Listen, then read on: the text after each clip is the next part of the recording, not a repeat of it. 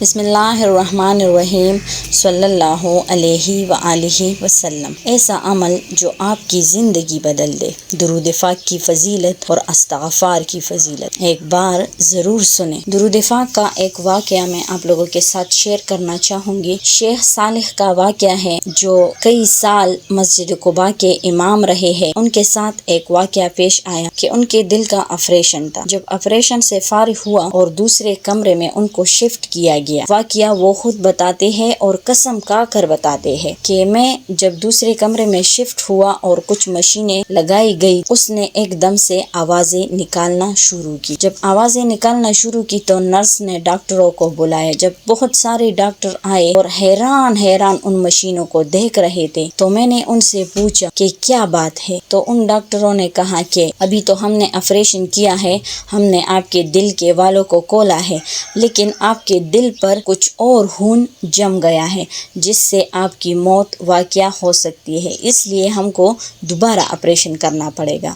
شیخ صالح کہتے ہیں کہ میں نے جلدی کلمہ شہادت پڑھنا شروع کیا اور میں نے ان سے کہا کہ ٹھیک ہے، آپریشن کا اجازت دے دیا۔ وہ ڈاکٹرز گئے آپریشن کی تیاری کرنے کے لیے اور ایک نرس میرے ساتھ کھڑی تھی، تو انہوں نے کہا شیخ صالح نبی صلی اللہ علیہ وآلہ وسلم پر درود شریف کا ورد شروع کرے۔ تو وہ کہتے ہیں کہ میں نے درود شریف کا ورد شروع کیا۔ درود شریف کا ورد شروع کیا تو کچھ دیر بعد ڈاکٹرز آئے کہ ان کو شفٹ کرو دوسری روم میں، تو وہ اسکرین کی طرف دیکھنے لگے اور حیران رہ گئے۔ میں نے پھر ان سے پوچھا کہ آپ لوگ پھر کیوں حیران ہو گئے؟ تو انہوں نے کہا جو مسئلہ کچھ دیر پہلے آ رہا تھا وہ حل ہو گیا ہے اور اب تمہارا خون ٹھیک طرح سے چل رہا ہے، اب دوسرا آپریشن کرنے کی ضرورت نہیں پڑے گی، وہ مسئلہ حل ہو گیا ہے۔ تو اسی وقت میں رو رہا تھا اور اللہ تعالیٰ کا شکر ادا کر رہا تھا کہ نبی صلی اللہ علیہ وآلہ وسلم پر اگر کوئی شخص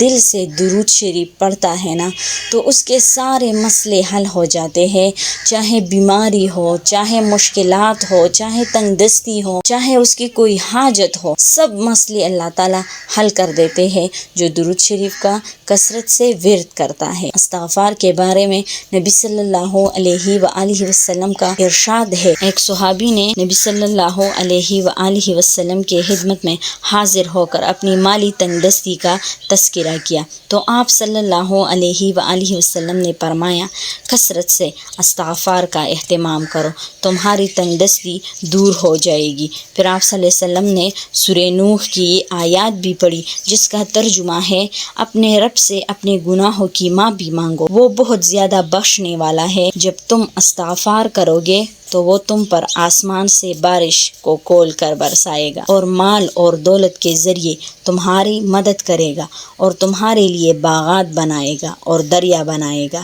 ان آیات میں استغفار کے نتیجے میں اللہ تعالیٰ نے 6 وعدے فرمائے ہیں کہ سب سے پہلے وعدہ تو استغفار کا اصل نتیجہ ہے کہ تم معافی مانگو تو اس سے معافی مانگو تو اسے معاف کرنے والا پاؤ گے، لیکن 5 وعدے اللہ تعالیٰ نے اور کیے ہیں کہ اگر تم استغفار کرو گے تو تم پر بارشیں برسے گی۔ دوسرا وعدہ مال میں اضافہ کیا جائے گا۔ تیسرا وعدہ نارینہ اولاد میں اضافہ ہوگا۔ چوتھا وعدہ باغوں کے پھلوں اور فصلوں میں پرواہی آئی۔ 5واں وعدہ یہ کہ تمہارے دریاؤں کو لبالب بھر دیا جائے گا۔ تو یہ 5 مسئلے آج کل چل رہے ہیں، یہ 5 وعدے اللہ تعالیٰ نے خود کیے ہیں کہ میں تمہیں مال بھی دوں گا، اولاد بھی دوں گا، تم پر بارشیں بھی برساؤں گا، تمہارے مال میں اور اولاد میں برکت بھی ڈالوں گا اور تمہارے مال اور اولاد کے ذریعے تمہاری مدد بھی کروں گا۔ تو ہم اگر استغفار کا ورد کریں گے تو ہماری تنگ دستی، ہماری ہر حاجت پوری ہوگی۔ اگر ہم